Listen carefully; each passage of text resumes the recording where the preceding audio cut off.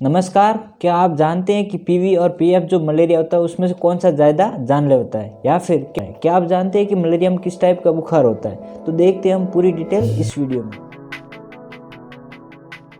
तो मलेरिया क्या होता है? तो मलेरिया जैसे कि नॉर्मली आप जैसे कोविड-19 जो डिसीज़ है वो किसकी वजह से होती है? कोरोना वायरस की वजह से। तो मलेरिया भी एक परजीवी यानी पैरासाइट होता है, उसकी वजह से मलेरिया होता है। अब ये होता है प्लाज्मोडियम।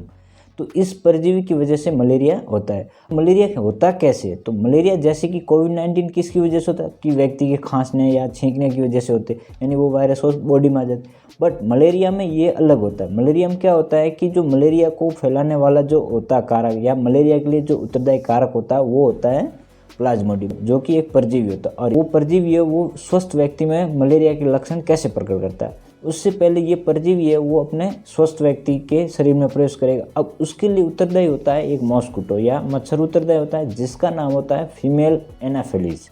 ये मॉस्किटो होता है और यही मॉस्किटो उस परजीवी को लेके स्वस्थ व्यक्ति के जब काटता है, स्वस्थ व्यक्ति को जब बाइट करता है या उसको काटता है, तो उस दौरान ब्लड के थ्रू उसमें बॉडी में प्रवेश कर जाता है, यानी स्वस्थ व्यक्ति में प्रवेश कर जाता है। अब ये प्लाज्मोडियम जो होता है वो बॉडी में प्रवेश करने के बाद अपने आप की संख्या को बढ़ाता है, जिसकी वजह से वो मलेरिया के लक्षण प्रकट करता है। तो हमने देखा कि एक परजीवी होता है वो मच्छर के थ्रू है वो शरीर में प्रवेश करता है।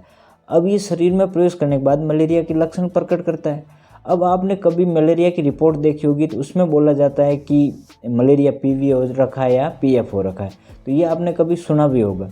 तो जब भी मलेरिया की रिपोर्ट देखते हैं तो उसमें पीवी और पीएफ लिखा होता है।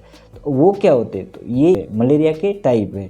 जैसे कोरोना वायरस के अलग अलग टाइप आए थे, तो वैसे ही उस परजीवी के भी अलग अलग टाइप होते हैं। जो वो मेनली वो 5 टाइप के होते हैं, जिसको बोलते हैं प्लाज्मोडियम फैल्सीफेरम, जिसका शॉर्ट नाम P for Plasmodium, F for falciparum यानी पीएफ। अब आपको समझ में आ गया होगा कि पीएफ का मतलब क्या होता है। तो पीएफ का मतलब होता है प्लाज्मोडियम फैल्सीफेरम, जो कि एक मलेरिया की प्रजाति जो मलेरिया को कॉज करता है उसकी प्रजाति होती है, जिसका नाम होता है प्लाज्मोडियम फैल्सीफेरम। दूसरा होता है पीवी, जिसका नाम होता है प्लाज्मोडियम वाइवेक्स यानी पीवी। तीसरा होता है प्लाज्मोडियम मलेरियाई, प्लाज्मोडियम ओवेल और प्लाज्मोडियम नॉलेज।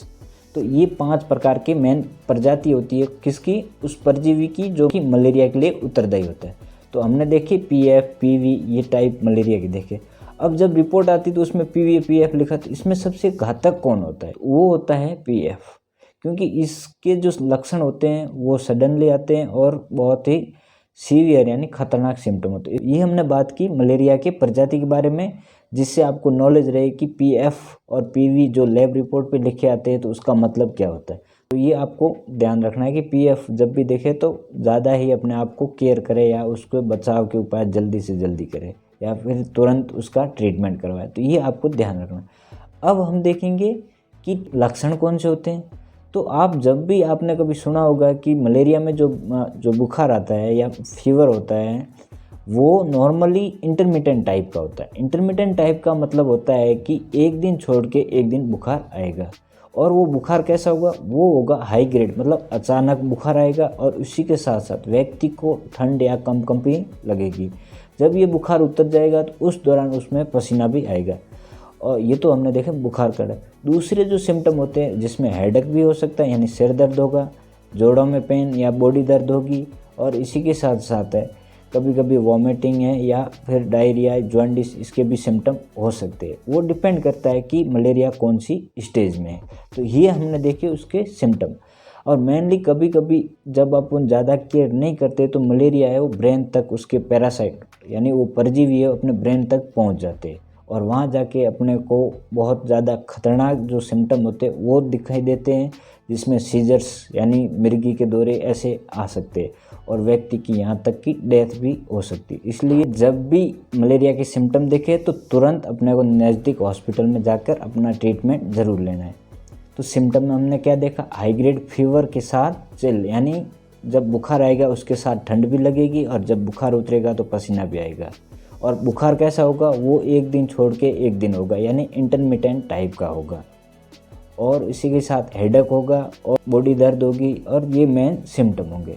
अब हम देखेंगे कि जांच कैसे की जाती है। तो मलेरिया की जांच आप नॉर्मली जब भी किसी ने चेकअप करवाया होगा तो या फिर आप कभी गए होंगे तो ब्लड टेस्ट करते हैं, जिसमें एक स्लाइड लेते हैं और स्लाइड पे ब्लड की या रक्त की बूंद डालते हैं और वहाँ से स्लाइड को ऐसे स्वाइप करते हैं, जिसमें वो पूरी एक पतली सी ब्लड की है वो लेयर बनती है और उसको माइक्रोस्कोपी के अंदर देखते हैं और पैरासाइट जो होता है, जो परजीवी उत्तरदायी होता है, उसको देखा जाता है, जिससे मलेरिया की पहचान की जाती है। तो ये हमने बात की है मलेरिया के जांच के बारे में। एक और होता है जिसमें अपने ब्लड टेस्ट करवाया जाता है।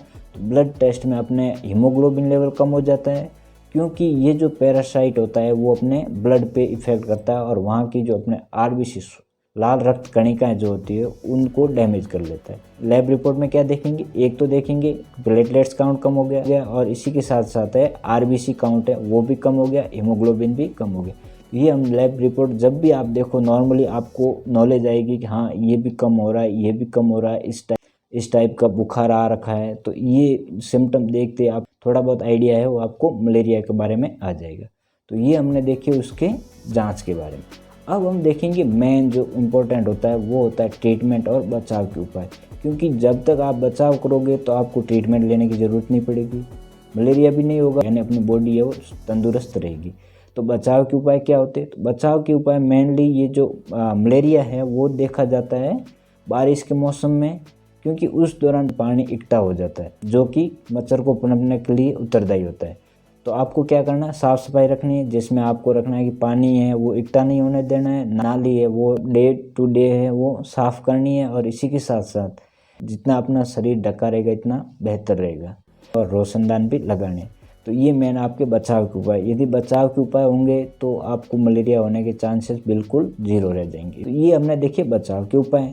अब हम देखेंगे ट्रीटमेंट के बारे में। तो ट्रीटमेंट मेनली डिपेंड करता है कि व्यक्ति के में मलेरिया कौन से स्टेज पे है, यानी व्यक्ति कब हॉस्पिटल आया। यदि व्यक्ति जल्दी हॉस्पिटल आता है तो उसका ट्रीटमेंट बहुत सिंपल होगा और जल्दी भी उसको रिकवर कर दिया जाएगा, या फिर लेट आता है तो उसी हिसाब से उसका ट्रीटमेंट किया जाता है, या उस हिसाब से मेडिसिन है वो डॉक्टर है वो प्रिस्क्राइब करते हैं।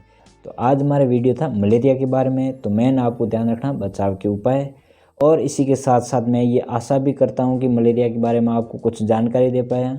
और यदि आपको मेरा वीडियो पसंद आया है और आप मेरे यूट्यूब चैनल पर नए हो तो इसको सब्सक्राइब भी कीजिए और इसी के साथ साथ लाइक और बेल आइकन को प्रेस कीजिए, जिससे आपको स्वास्थ्य संबंधित जानकारी के नए वीडियो है वो मिलते रहें।